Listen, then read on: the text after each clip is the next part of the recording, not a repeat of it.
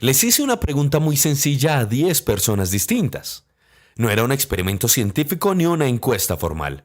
Fue una conversación cotidiana, de esas que surgen sin una libreta. Les pregunté, ¿saben qué significa la palabra carisma? Y las 10 respondieron prácticamente que lo mismo. Simpatía, caer bien, encanto personal. Las 10, eso sí, estaban equivocadas. Y no porque fueran ignorantes, sino porque todos hemos aprendido a usar esa palabra de una manera cómoda, superficial y tremendamente reducida. Decimos que alguien es carismático como quien dice que es agradable, sin preguntarnos qué dejamos por fuera cuando la usamos así. No lo pregunté por erudición ni por juego intelectual.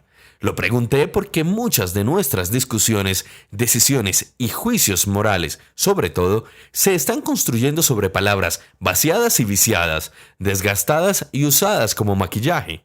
Hablamos de liderazgo sin liderar, de libertad sin hacernos cargo, de amor sin vínculo y de carisma como si fuera simpatía, encanto o capacidad de agradar.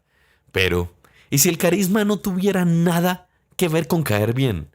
¿Y si no fuera una cualidad para brillar, sino mejor una responsabilidad de nosotros para los otros? Hola, yo soy Luis F. Molina y esto es de nuevo de la columna a la cabeza, y hoy sí que al corazón. Bienvenidos al episodio número 32, basado en mi columna número 100, publicada en el diario La Patria de Manizales, Colombia, titulada Tener carisma en un mundo individualista. Este episodio no es una charla sobre simpatía, liderazgo y mucho menos popularidad. Tampoco es una conversación sobre cómo caer bien. Es una invitación a mirar el carisma desde un lugar más hondo y sobre todo desde un lugar que no conocemos muy bien, como forma de vínculo, como disposición afectiva y también como don que no existe para uno mismo, sino para el bien común. Entonces no es individual, es siempre en comunidad. Y hoy no quiero recorrer este tema solo. Por eso me acompaña el presbítero Luis Guillermo García Betancourt, párroco de la parroquia La Niña María en Manizales, en Colombia. Hoy no vamos a hablar de Dios en abstracto y tampoco a predicar. Pienso que el carisma es muy de la persona, es muy sembrado por Dios en el corazón y en el ser de una persona. Vuelvo y lo repito, siempre para el beneficio común, para el servicio. Vamos a pensar juntos qué significa el carisma desde la tradición cristiana y católica, desde el Espíritu Santo, pero sobre todo desde la vida concreta, cotidiana y humana. Esta es de esas palabras que creemos conocer, pero que hemos convertido en adorno. No para redefinirla por capricho, sino para devolverle ese peso humano, ético y relacional en un mundo que cada vez es más individualista. Y al final, en el extratiempo, quiero detenerme en algo que me sigue sorprendiendo profundamente. El miedo al buen trato en esta sociedad, a tratar bien, a tratar al otro como humano y por qué sorprende a tantas personas ser tratadas con decencia y con cariño. Gracias por estar aquí, empecemos de una vez. Como les comenté hace instantes, llegué a mi columna número 100 en el periódico. Volví a leer varias veces las que he publicado desde el 2022 y he confirmado algo que ya sospechaba. La mayoría de mis batallas de opinión no han sido con personas, sino con palabras y la manera en la que las usamos o peor aún, las manoseamos. Parecen peleas íntimas con el lenguaje, como quien dice, venga Luis F., ¿a usted qué le pasa? Una pelea con la semántica y con esa costumbre tan humana de usar palabras no según lo que son, sino según lo que nos conviene que signifiquen o lo que nos han dicho que son. Algunos términos han caído en el castigo de la ignorancia supina y pese a su profundidad se hunden en la desgracia de servir a lo trivial o a lo cosmético, por lo que van entre vanidades y orgullos, pero no calan en su verdadera misión. Pongámoslo así. Es una candidata a este reinado muy carismática. Es lo que suelen decir en esos muy absurdos concursos de belleza. El carisma queda reducido a ser una tuerca de un ensamble desconocido y cuyo juicio es absolutamente variable y relativo como lo es la belleza. También dicen, es un candidato carismático que mueve masas, comentan algunos periodistas sobre cualquier político ambicioso en época electoral. El problema no es el concurso, ni la candidata, ni las elecciones, ni los espectadores investigados de jueces y ni siquiera la frase en sí misma. El problema es lo que dejamos afuera cuando usamos así la palabra carisma, porque el carisma, reducido a un atributo ornamental, pierde completamente su espesor ético, relacional y sobre todo humano. Tal vez el mayor daño que le hemos hecho al carisma no es desacreditarlo, sino confundirlo. Lo hemos mezclado con simpatía, como lo escuchábamos al inicio, con extroversión, con liderazgo, incluso con popularidad, hasta volver la palabra irreconocible con su fondo real, y hemos terminado llamando carisma a todo lo que se ve bien desde lejos. Cualidades todas las que hemos dicho que son legítimas, pero ninguna es equivalente a lo que es carisma. El error no está en valorarlas, sino en confundirlas, pues el carisma no es una suma de habilidades sociales ni una estética del agrado. Es, mejor, una forma de relación, y al reducirlo a lo visible, a lo que se mide, a lo rentable en esta vida del Excel, le quitamos justamente aquello que lo hacía humano. Se convierte entonces en una cualidad intercambiable, casi que en un accesorio que se pone y se quita según el contexto, el vestuario o la simpatía del jurado que tengamos de turno. Pero en realidad, el carisma nunca nació para adornar. Es más, no es ni una virtud de vitrina ni una ventaja competitiva en el mercado de las impresiones rápidas. En su sentido más profundo, desde lo filosófico hasta lo teológico, el carisma es un don que no se agota en quien lo posee, porque existe es para el otro. Entonces, el carisma no apunta al brillo individual, sino a la capacidad de generar vínculos, de habitar confianzas, de hacer que algo circule entre las personas sin violencia y sin imposición. Ahora, el carismático auténtico no ocupa todo el espacio. Mejor aún, lo ensancha, lo amplía. Quizás por eso incomoda el carisma real, pues en un mundo cada vez más áspero, más reactivo y gruñón, como lo escucharemos en el extratiempo, el carisma verdadero no grita, no compite y mucho menos atropella. Por lo contrario, exige algo más difícil: presencia, apertura, disposición afectiva. Es que no es la habilidad de caer bien, sino la valentía de no endurecerse, y eso hoy parece ir, en contra de la corriente.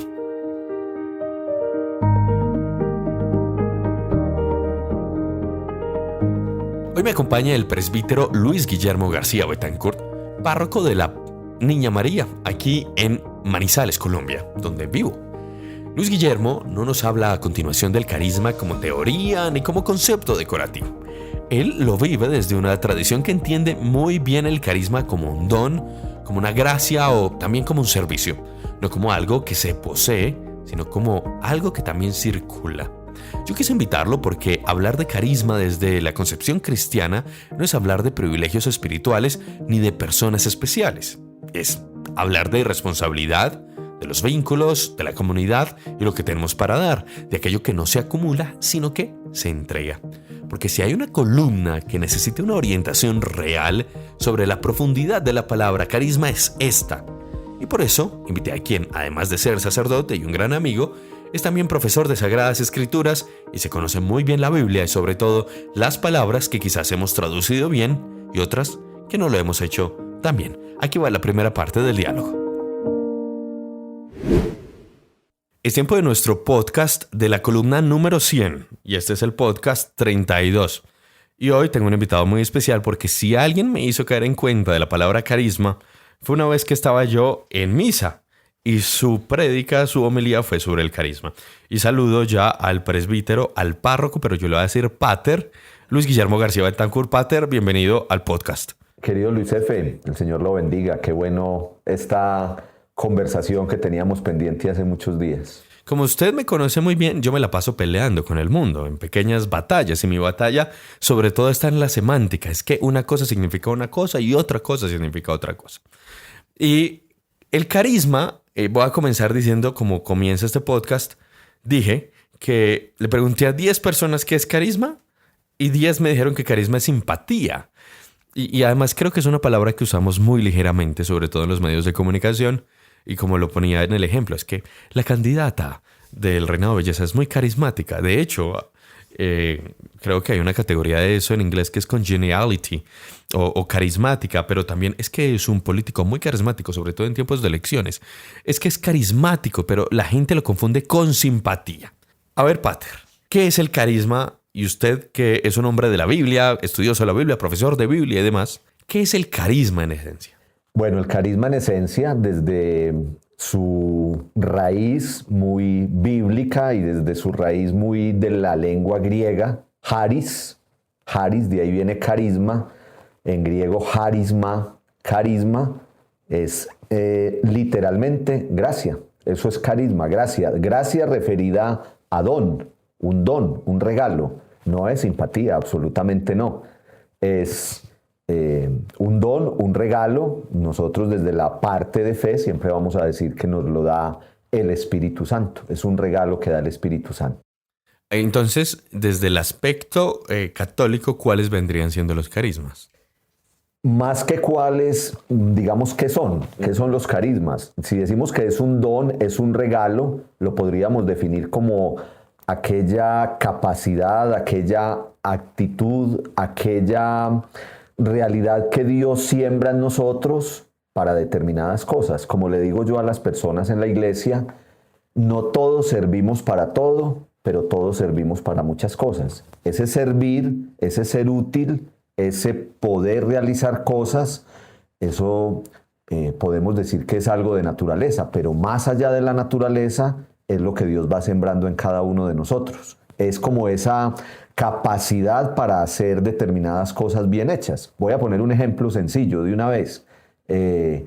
Usted, querido Luis F., tiene este carisma para la comunicación, su capacidad de llegar a las personas, de transmitir de una manera simple pero profunda, eso es un carisma. Y eso no brotó de la tierra, eso se lo regaló usted el Espíritu Santo, se lo regaló Dios. ¿Cómo sabe? Esta es una pregunta de Reina de Belleza. ¿Cómo sabe una persona qué carisma o carismas tiene? Pues yo creo que a uno debe dar más de un don, ¿o no? Sí, claro. De hecho, volviendo a sus palabras iniciales, cuando se dice esta persona es carismática, en el sentido literal, ser carismático es tener una serie o un grupo, si lo queremos llamar así, de carismas.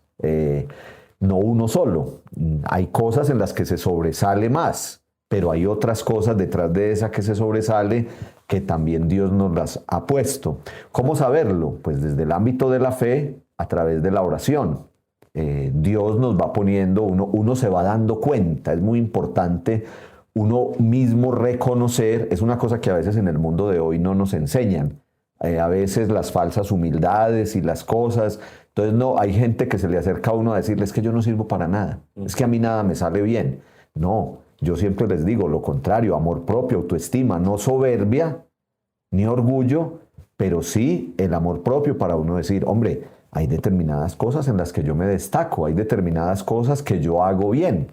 Eso que hago bien, yo reconozco que me lo regaló Dios y yo lo cultivo tratando de hacerlo siempre de la mejor manera. Vamos a la Biblia. Las cartas paulinas, las cartas de San Pablo, son particularmente taquilleras. Porque, por ejemplo, en los matrimonios está que el amor todo lo puede. Bueno, no me la sé, pero la he escuchado en muchas bodas. Pero yo le pregunté, Pater, ¿en qué cita bíblica o dígame en qué momento de la Biblia se habla de los carismas? Y recién lo referenciaba que está en la primera carta de los Corintios, de San Pablo.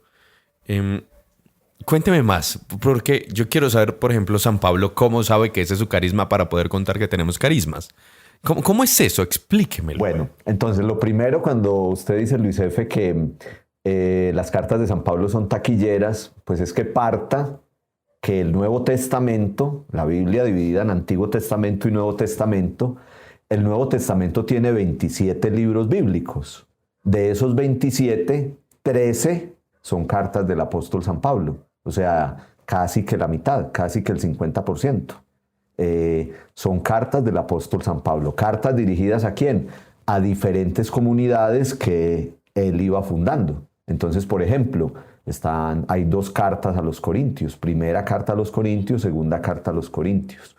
Esas cartas son dirigidas en aquel tiempo, estamos hablando de hace más de 2000 años, no había podcast, no había internet, no había energía eléctrica. Entonces, Ni papel. Ni creo. papel. Entonces era llegar hasta esa pequeña comunidad, 15, 20 personitas que logró Pablo reunir por allá en un pueblito llamado Corinto, y luego él se fue para otra parte.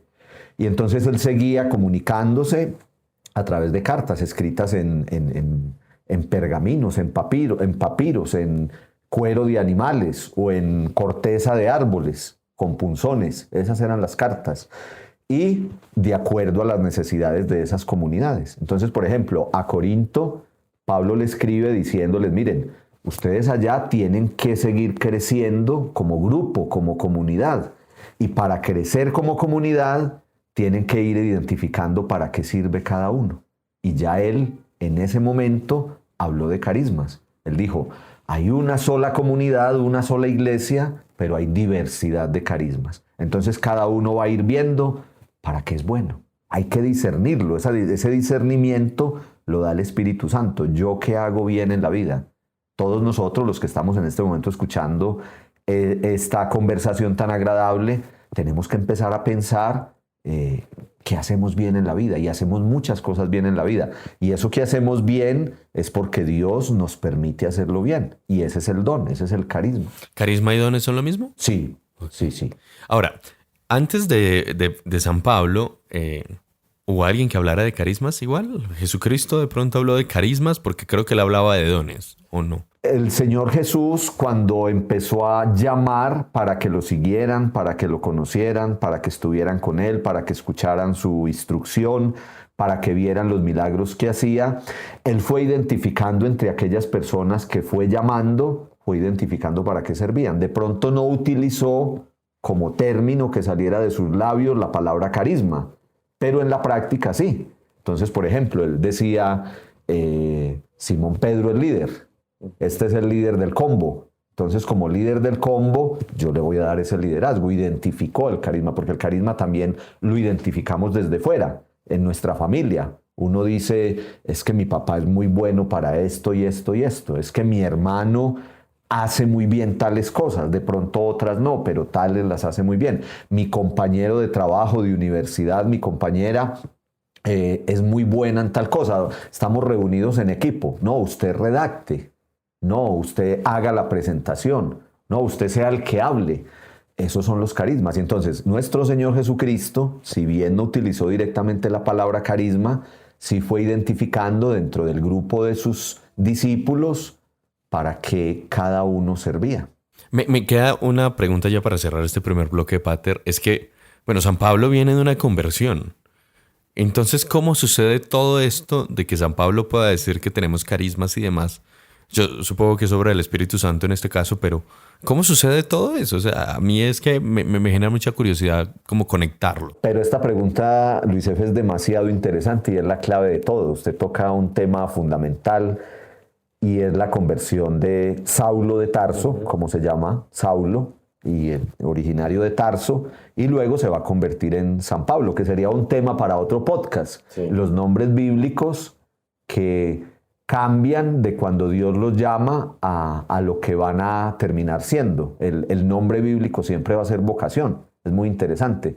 Ahora fuera de micrófonos, usted y yo estábamos hablando del significado de los nombres. Sí. Los nombres tienen toda una esencia y un significado de fondo. La conversión de Saulo de Tarso, que luego será San Pablo, pues marca precisamente el descubrir qué quiere Dios de él. Entonces ahí unimos dos cosas muy interesantes, carisma y vocación. ¿Para qué me puso a mí Dios en este mundo? A todos nosotros, vocación no es del sacerdote o del papa o de una monjita, vocación es de todos nosotros. ¿Para qué nos puso Dios en este mundo? ¿Qué tarea tengo yo en este mundo? Y esa tarea, esa vocación, pues obviamente va muy integrada a los carismas. Entonces, Saulo de Tarso, ¿por qué hablamos de su conversión? Porque él era un perseguidor de los cristianos allá en el comienzo de esta historia, en el comienzo del cristianismo. Él era un judío recalcitrante, lo dice él mismo en el libro de los Hechos de los Apóstoles y en sus cartas. Él dice, yo era un acérrimo perseguidor de los cristianos, y Jesús resucitado se le aparece en una visión. Y le dice, Saulo, ¿por qué me persigues? deja de perseguirme y conviértete en un anunciador de esta realidad de mi resurrección. Ahí Saulo pasó de ser un perseguidor de los cristianos a ser un anunciador de Cristo resucitado.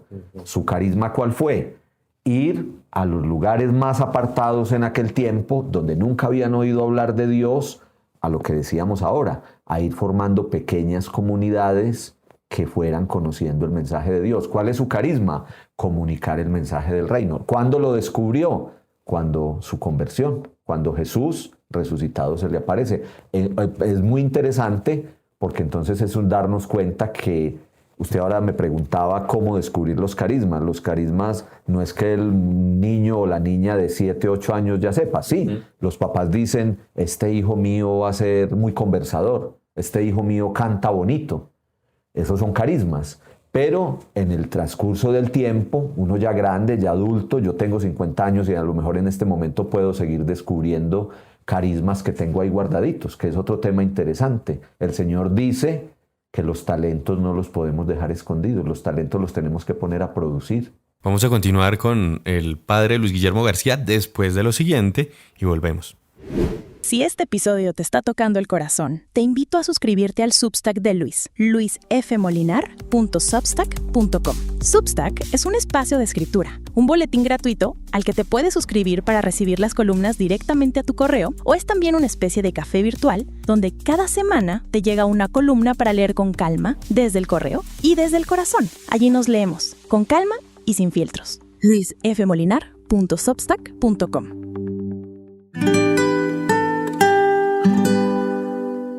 Regresaremos con él en instantes. Defender el carisma en estos tiempos no es una defensa de la simpatía ni del encanto fácil, y lo escuchábamos en el diálogo.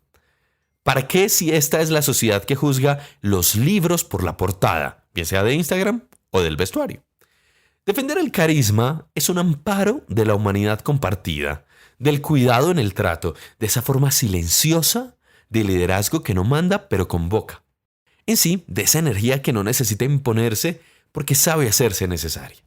Avancemos un poco hacia la etimología y la filología, porque la palabra carisma arrastra consigo una historia de más de 2000 años que quizás hemos decidido ignorar para solo interponerla como objeto de la cosmética o la cordialidad de campañas políticas o incluso concursos de belleza.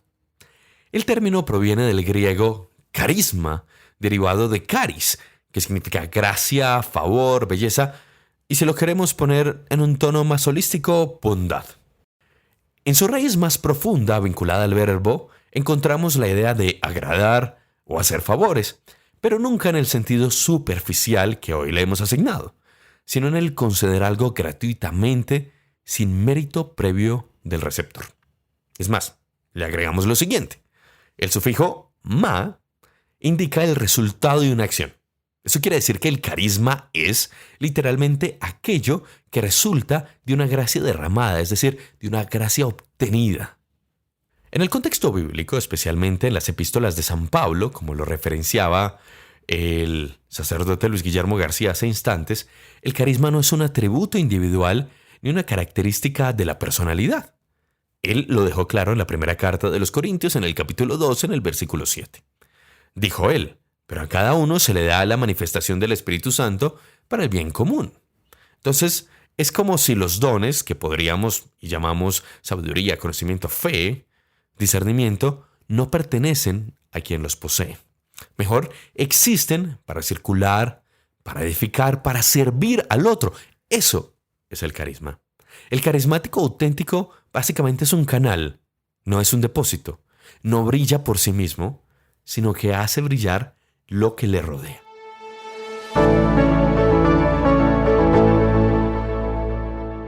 Cuando Max Weber secularizó el término en su obra Economía y Sociedad de hace más de 100 años, de 1922, le otorgó un sentido sociológico que terminaría distorsionando el núcleo semántico, es decir, el significado, hasta hoy y quizás para siempre.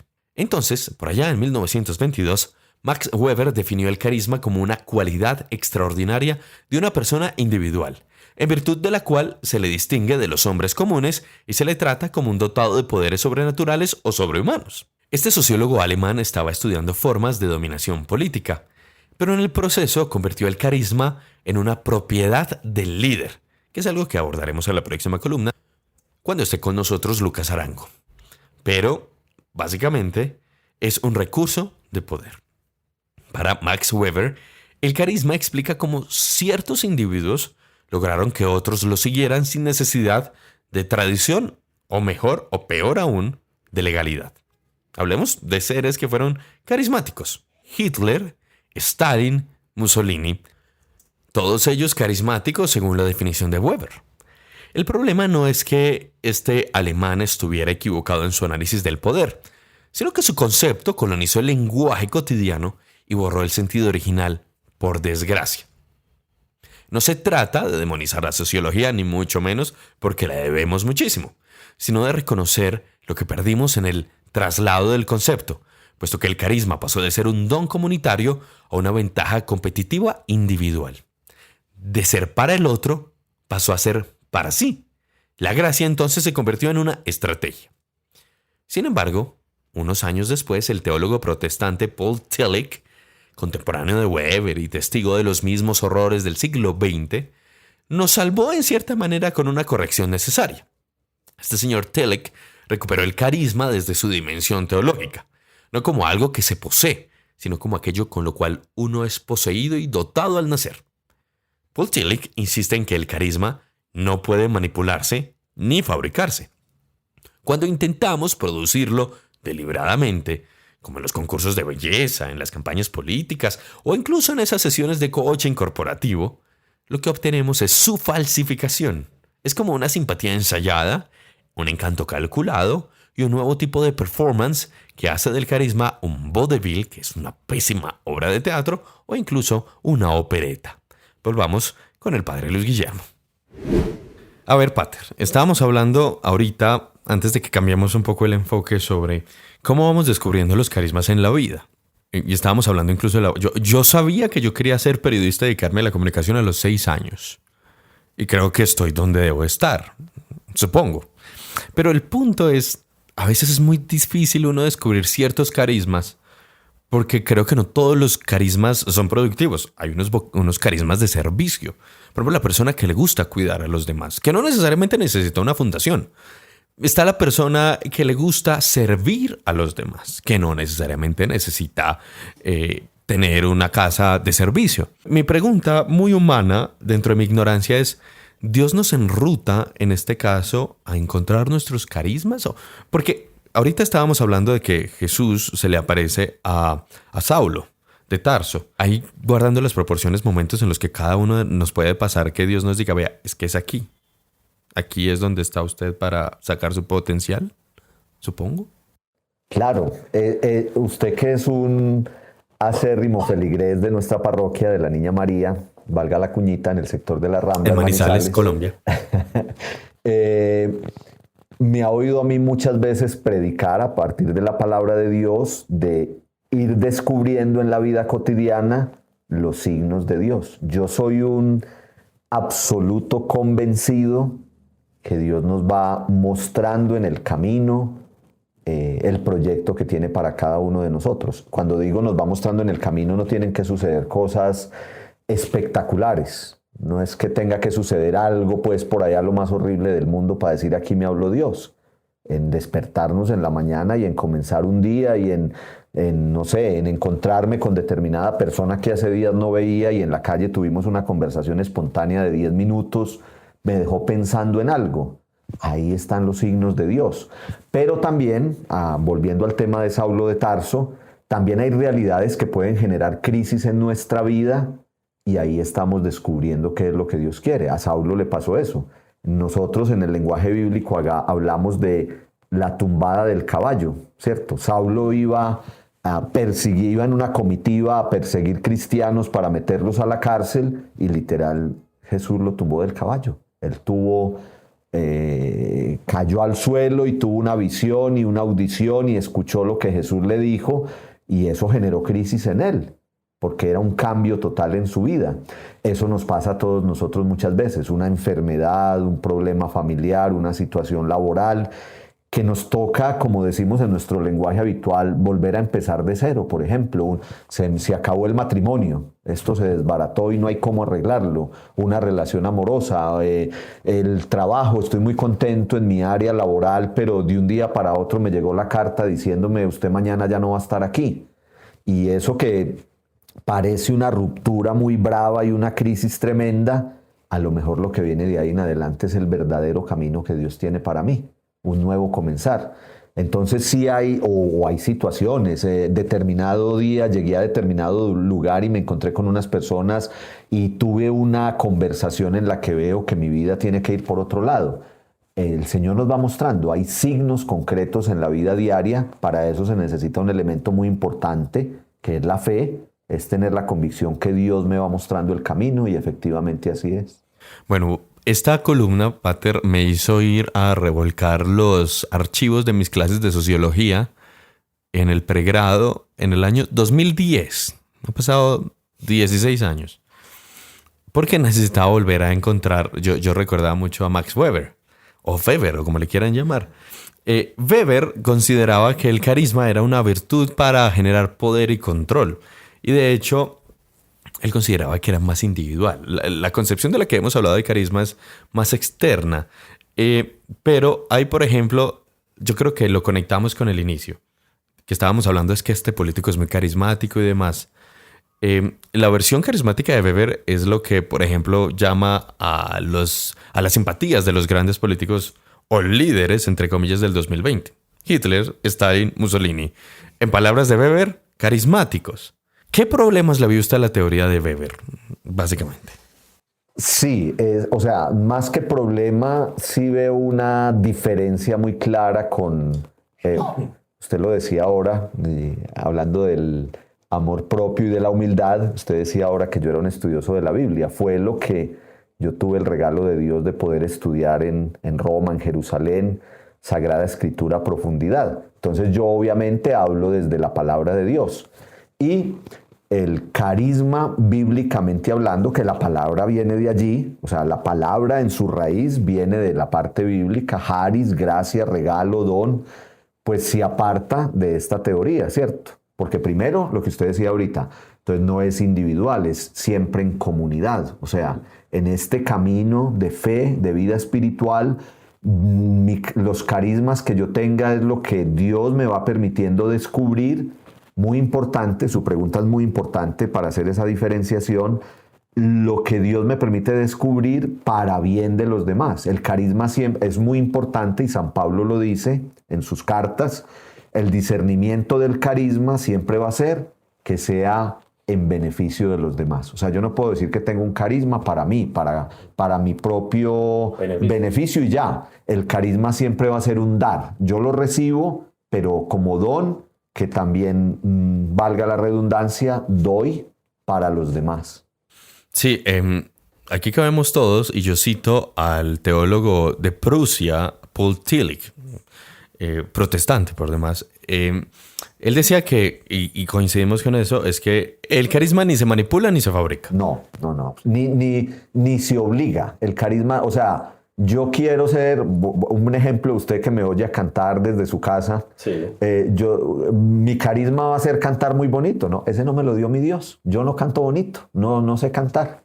Entonces no lo puedo forzar, el carisma no es de forzarlo. Ahora, para cerrar este bloque, tengo una pregunta que puede ser rara, ¿el carisma es exclusivo de las personas o incluso una organización, una empresa puede heredar el carisma de las personas y representarlo en cierta manera? Yo creería que no, pues me atrevo. No, es una pregunta que nunca me había hecho ni me habían hecho, pero aquí hacía quemarropa. Yo pensaría que, o pienso mejor, no pensaría, sino pienso que el carisma es muy de la persona, es muy sembrado por Dios en el corazón y en el ser de una persona. Vuelvo y lo repito, siempre para el beneficio común, para el servicio. ¿Uno se puede jactar de ser carismático? Es decir, uno se puede llegar hasta el punto de... Es que yo soy así porque este es mi carisma. ¿Es llegar hasta el punto de la arrogancia y el orgullo? Yo obviamente voy a decir que no. Yo lo que soy un defensor es que para cultivar el carisma lo tengo que reconocer. Lo que les decía ahora rato, a veces hoy nos han sembrado en la sociedad, no, es que yo nada lo hago bien, es que yo no sirvo para esto, es que no. uno tiene que reconocer. Es distinto ufanarse o ser soberbio a reconocer. Padre Guillo, como me dicen a mí, predica bien, vamos a su Eucaristía porque nos gusta su predicación. Me parece que no es soberbia de mi parte reconocer que lo hago bien, pero no para ufanarme de ello, sino para pedirle a Dios que me conserve ese carisma y para yo también buscar los medios de cultivarlo cada día más. ¿Cuáles medios? La oración, la formación, el cultivar esa semillita. Entonces, reconocerlo es una cosa, ufanarme de ello es otra. Entonces, yo no me voy a ufanar nunca de un carisma porque no es mío, me lo dio Dios, es un regalo que da el Espíritu Santo. Pero sí yo digo que es fundamental reconocer qué carismas tengo, pues para cultivarlos. Estoy con el padre Luis Guillermo García. Ya regresamos con la tercera y última parte de nuestro diálogo.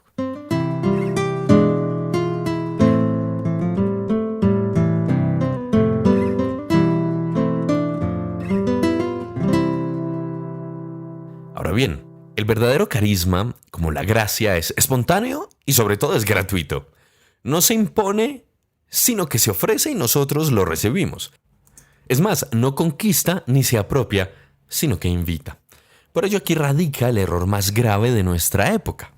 Hemos confundido carisma con influencia, con la capacidad de acumular admiradores o seguidores, que es ahora prácticamente la obsesión. Por ejemplo, el carismático en términos paulinos, en términos de San Pablo, no busca adherentes, busca servir. No busca espacios, sino que los propicia, los abre. Además, no habla para ser escuchado, habla porque tiene algo que debe ser compartido. La diferencia con lo que tantas personas conciben hoy por carisma es abismal. Entonces, ¿dónde encontramos ese carisma auténtico en la vida ordinaria, en la vida real, en la de todos los días? Pues, por ejemplo, puede estar en la profesora de primaria que llega temprano no para preparar la clase más brillante o amena, sino para notar cuál de sus estudiantes llegó triste, quién quizás no desayunó, quién necesita ser visto o querido. Su carisma no está en la simpatía ensayada ni en la voz impostada, porque los niños no necesitan eso. Está en su capacidad de hacer que cada estudiante se sienta que importa, que tiene su lugar. Ella no busca ser la favorita, busca que nadie se quede atrás. Eso es carisma, es una presencia que dignifica. El carisma está en organizaciones, por ejemplo, en la Fundación Nutrir de Manizales, que desde hace casi 4 décadas, hace 40 años, entiende que atender la malnutrición infantil no es solo cuestión de nivelar calorías.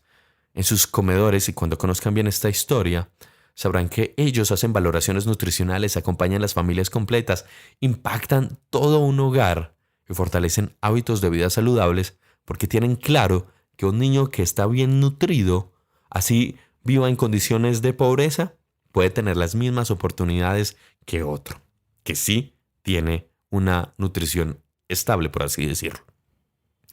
El carisma de la Fundación Nutrir no está en el marketing social ni en informes brillantes para juntas o donantes, sino en la convicción de que un niño con hambre también necesita palabras de afecto, un abrazo, esa certeza que importa. Volvamos con el diálogo del padre Luis Guillermo en su tercer y último bloque. Conclusión de este diálogo, Pater, estamos hablando del carisma. A ver, tengo una pregunta rara. ¿Qué pasa si una persona se defrauda de su carisma? O sea, que no se siente cómodo con el carisma que le dieron. No sé, ¿puede pasar? Sí, pasa desde la parte espiritual. Estamos hablando aquí, obviamente, con un enfoque netamente espiritual. Hay, sobre todo, mire, Luis F., esa pregunta es muy interesante. Pasa, volviendo siempre a la Biblia, pasa, por ejemplo, en los profetas en el Antiguo Testamento. Váyanse un día a leer el profeta Jeremías. En el profeta Jeremías son famosas, literariamente hablando, son piezas literarias hermosas, las lamentaciones o las confesiones de Jeremías, porque había una lucha interior. Dios lo saca de su tierra, lo saca de su lugar y lo manda a otro lugar lejano a predicar unas situaciones, o sea, diciéndole al pueblo y diciéndole al rey, si usted no cambia su forma de estar gobernando, van a perecer. Y eso le causó a Jeremías tremendos problemas y él dice, ¿a mí quién me metió en esto? ¿Yo por qué me metí en esto? Mejor donde estaba tranquilo, estaba en paz y tengo que venir por aquí a anunciar. Su carisma en ese momento era profetizar era anunciar, era mostrar un mensaje que venía en nombre de Dios. Es un regalo, un carisma, un don. No cualquiera tiene ese don. Pero él tuvo una lucha interna porque no quería hacerlo, porque eso humanamente hablando, bueno, terminó encarcelado. Pues cuando él va a decirle al rey, Dios le manda a decir que cambie su forma de pensar porque lleva al pueblo al abismo. El rey, ¿qué hizo? Meterlo a la cárcel, este igualado que viene aquí a decirme qué tengo que hacer. Entonces Jeremías tenía un conflicto interno diciendo, pero a mí ¿por qué me pusieron en esta? ¿Por qué Dios me puso a mí en esta? Entonces, hablando de un caso bíblico, trayéndolo a nuestro mundo actual, puede pasar que nosotros en la vida sintamos que estamos llamados a hacer determinadas cosas, pero se forme un conflicto interno diciendo mejor no lo hago. Claro que puede pasar. Hay una persona en mi vida que es excesivamente bueno en cirugía maxilofacial, pero con el tiempo he descubierto que hay algo en lo que es mejor, en hacer pesebres, en el arte de la manualidad del hacer pesebres. Y creo que ese le conecta incluso más con su esencia. ¿Cómo hace uno para conciliar esos carismas y esos dones del Espíritu Santo? Definitivamente la oración, definitivamente. Y los que me conocen saben que mi estilo de oración es simple, sencillo, espontáneo. Cuando yo digo oración es, a todos los que nos escuchan, es usted cerrar los ojos un ratico y decirle a Dios, Señor, muéstrame qué es lo que quieres de mí, muéstrame yo para qué sirvo, muéstrame si esto, el ejemplo que usted pone de esa persona cercana, bueno, Señor, ¿tú por dónde quieres que yo esté? ¿Por mi cirujano maxilofacial o la otra cosa que siento que me gusta más hacer? O sea, pero que sea nosotros eso en la vida de fe lo llamamos discernimiento. Y precisamente el discernimiento es un don del Espíritu Santo. Yo se lo pido al Espíritu Santo. No es que hoy me sentí a discernir. Yo también lo predico mucho, usted lo sabe. Nuestras decisiones, la más sencilla y simple, como dónde me voy a tomar un café hoy, o si voy a cambiar de trabajo o no voy a cambiar de trabajo, yo digo que siempre tiene que ser iluminado por el Espíritu Santo. ¿Qué debo decidir en mi vida, en lo simple y en lo más grande? Pues cerrar los ojos un ratico y pedirle al Espíritu Santo, muéstrame qué es lo que yo debo hacer. Y les aseguro que siempre llega esa luz del Espíritu Santo. Yo creo que a mí me pasó incluso con la comunicación y la meteorología. Como que encontré la manera de unirlas y creo que ha sido muy revelador, Pater. Para ir cerrando, ¿cómo en una sociedad de likes, de seguidores que nos siguen, porque a mí me parece esa palabra demasiado boba y está muy desarrollada en la próxima columna sobre liderazgo con Lucas, ¿cómo hace uno en esta sociedad de la validación externa para reconocer que los carismas no necesitan ni de reflectores, ni de likes, ni nada de esas cosas, para sentir que mi carisma vive en mí, que no necesito la validación externa y que debo ser feliz con lo que tengo y lo que hago? El Señor Jesús, cuando mandó a sus discípulos a hacer la tarea de anunciar el reino, de sanar enfermos, de expulsar demonios, de predicar el reino de Dios, les dijo, cuando ustedes hayan hecho todo lo que se les mandó, digan, somos siervos indignos, simplemente hicimos lo que nos correspondía. La mayor validación del carisma, pienso yo, siempre desde el aspecto de la fe, es uno en su silencio interior y en su conciencia darse cuenta que de alguna manera está aportando a su alrededor, a las personas que no hay que aportar a todo el mundo, ni que yo aporté con mi pensamiento, con mi palabra, con mi servicio, desde aquí hasta la China. Pero si yo en mi familia, en mi lugar de trabajo, a mi alrededor, aquellas cosas para las que sirvo y las hago bien, carismas, estoy ayudando en algo, al que tengo a mi lado en la oficina, al que tengo a mi lado en el salón de la universidad, al que tengo a mi lado cuando voy por la calle, al que tengo a mi lado en mi casa, pues entonces yo ahí en mi corazón debo decir, estoy haciendo lo que me corresponde. No son los likes, no son los corazoncitos, no son si son 100,000 seguidores o 2,000 seguidores, sino algo más del ser. Algo que me llama mucho la atención de todo esto, Pater, y es la última pregunta, es, yo estoy seguro que más de uno de nuestros oyentes debe estar preguntándose en este momento, ¿cuál es su carisma? Quizás se lo habría preguntado como cuál es su don o su virtud, no sé. ¿Yo para qué sirvo? Exacto. Y yo pienso que es una tarea muy bella uno tratar de irse a encontrar con uno mismo. Venga, este es mi don. ¿cómo hago de él algo más para el servicio? Porque el carisma no está hecho para ir hacia adentro, está hecho para ir hacia afuera. Como particular eso, ¿no? O sea, si yo me estoy haciendo esa pregunta, ¿usted qué le diría a esa persona? Yo un análisis que hago continuamente es que vivimos en un mundo demasiado acelerado y demasiado ruidoso. Las dos cosas. Siempre estamos corriendo. Yo hay veces a personas que están a mi alrededor y que de pronto, por ejemplo, colaboran en la parroquia, yo se los digo directo. Yo le digo, venga, no corra tanto, no hay que correr tanto, no hay que ir siempre corriendo, literal corriendo. Usted va en la calle, usted va en su carro y merma velocidad en una esquina y el de atrás ya le está pitando. Ya le está pitando. Si nos ponemos a pensar, y usted ve la gente en la calle siempre corriendo, siempre corriendo. Pero luego llegan a la casa y hay que prender siempre el reproductor de sonido, hay que escuchar música, hay que prender el televisor. O sea, nos cuesta mucho sacar un espacito. Primero, para ir más despacio.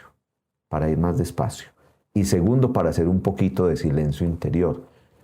A los que nos escuchan, yo se los digo con amor, ese ejercicio hay que hacerlo. Yo a la gente en la iglesia le digo mucho, en confesión, en dirección espiritual, saque un ratico y métase a su cuarto y no prenda el televisor, no prenda el radio. Despacio. Y padre, ¿y qué hago? No haga nada. Quédese 5 o 10 minuticos como en un silencio interior. Ni siquiera diga, Señor, ponme tal cosa. No.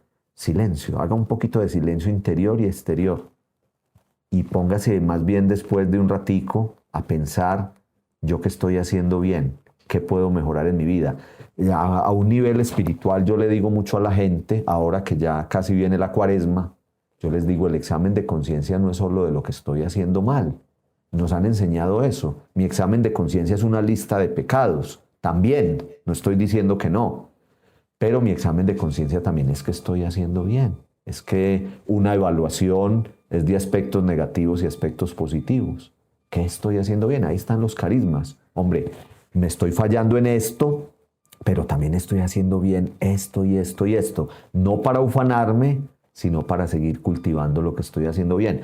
Los que nos escuchan, el padre de familia, el joven estudiante, el amigo, el novio, la novia, el esposo, la esposa. En mi rol en la sociedad, ¿yo qué estoy haciendo bien y qué puedo mejorar un poquito más? ¿Será que las personas, por el miedo a estar con ellas mismas, o sea, por el temor a raíz de la hiperestimulación, no son capaces de darse cuenta de sus carismas por eso? Es una realidad del mundo de hoy. Entrar en el mundo interior es muy difícil, nos da miedo. Le tenemos pánico a nuestro mundo interior y hay tantas cosas hermosas en todas las personas, en todos nosotros, pero a veces están ahí escondiditas porque no queremos entrar en nuestro mundo interior. Y entrar en ese mundo interior, ese momentico de silencio, ese reflexionar, ese pedir al Espíritu Santo para darnos cuenta de qué hacemos bien, es fundamental en la vida. Pater, gracias. Creo que ha salido un hermoso y espectacular diálogo. Hermano, muchas gracias por la invitación. Me vuelve a invitar. Claro que sí. Temas. ¿Dónde lo puede, si la gente lo quiere conocer, dónde lo puede buscar a usted en redes sociales? En @. Luis Guillermo García en Instagram. Sobre todo en Instagram estamos, y también tenemos un canal de YouTube que se llama Padre Luis Guillermo García. Allí me pueden encontrar. Y en la parroquia de la Niña María, sector de la Rambla, Manizales, Colombia. Ya regresamos con el cierre de esta columna y el extratiempo. Si este episodio te está tocando el corazón, te invito a suscribirte a mi Substack, luisfmolinar.substack.com.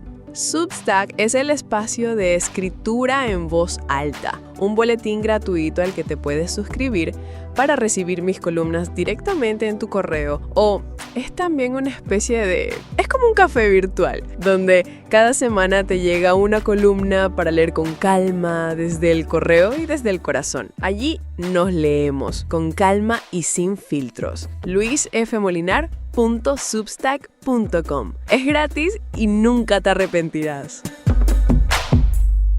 Cerremos esta columna siguiendo con esa pregunta. ¿Dónde está el carisma? Insisto, el carisma está en el médico de urgencias, que en medio de ese caos que es una sala de urgencias de un hospital en un turno nocturno, se detiene al menos 3 segundos frente a la camilla de alguien para mirarle a los ojos a ese paciente y preguntarle cuál es su nombre.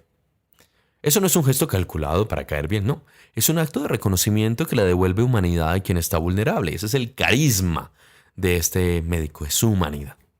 Está en el compañero de trabajo que no busca reflectores en la reunión, pero sí nota cuando alguien del equipo está sobrecargado y ofrece acompañamiento o ayuda sin esperar reconocimiento. Lo hace porque sabe que es una tarea genuina. Quizás su carisma es la solidaridad.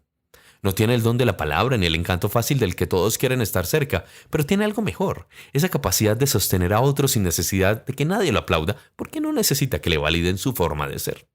Porque su carisma es silencioso, casi invisible, pero es el que mantiene funcionando las cosas cuando todo se cae. Lo que estas personas tienen en común es que no están actuando su carisma.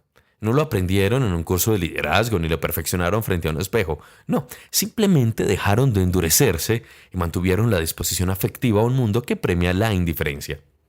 Precisamente eso es lo que hemos perdido de vista. Creemos que el carisma es la habilidad de atraer miradas, de generar impacto, de dejar huella en los demás, y no. El carisma verdadero no busca dejar huella, sino que busca abrir caminos, porque no quiere que lo recuerden, quiere que los otros puedan seguir adelante. No acumula seguidores, sino que forma una comunidad. El carisma auténtico incomoda porque no se puede monetizar, no se puede vender en talleres de 3 horas o no aparece en un currículo o en las aptitudes de la hoja de vida. Y no sirve para subir en la escala corporativa ni para ganar elecciones. Mejor, sirve para algo más antiguo y más urgente, para mantener vivo el tejido humano en estos tiempos de descomposición humana. Por eso en un mundo cada vez más áspero, reactivo y gruñón, como señalábamos al inicio, y vamos a ver ya en segundos, el verdadero carisma no se vuelve un acto liviano, sino que es un acto de tenacidad y entereza, porque exige presencia en lugar de performance, en lugar de actuar, apertura en lugar de control, disposición afectiva en lugar de estrategia comunicativa. El carisma auténtico no grita, no compite y, como les decía, no atropella. Simplemente está, y esa presencia basta para transformar el espacio relacional. Recuperar el carisma significa recuperar la idea de que no todo en nosotros es para nosotros. Quizás el verdadero problema no sea la falta de carisma, sino nuestra creciente incapacidad para reconocerlo cuando no viene envuelto en brillo, ni en glamour, ni en palabrería. El extratiempo. Tiempo de El Extratiempo.